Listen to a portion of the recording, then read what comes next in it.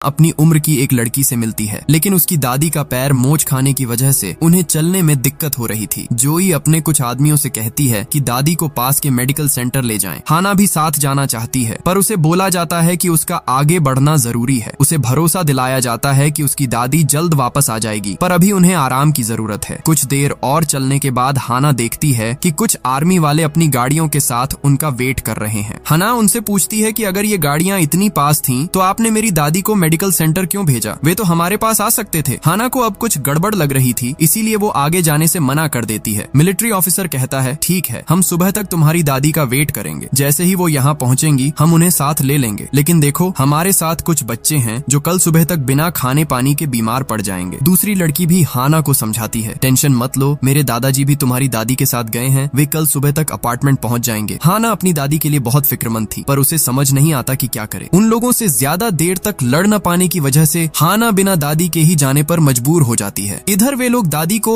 Medical centre ले जा रहे थे। लंबा रास्ता चलने के बाद भी उन्हें कोई बिल्डिंग नहीं दिखती, वहाँ सिर्फ खाली जमीन और मलबा था। चलते चलते वे एक गहरी खाई के पास पहुँचते हैं और बुढ़िया को धक्का देकर नीचे फेंक देते हैं। किम उसी इलाके में शिकार कर रहा था और ये सब देख लेता है। सबूत मिटाने के लिए वे किम पर भी हमला करते हैं, लेकिन ऐन वक्त पर डैनियल उसे बचा लेता है। उन्होंने एक बेबस बुजुर्ग को मारा था, इसलिए डैनियल उन्हें मारते वक्त कोई रहम नहीं दिखाता।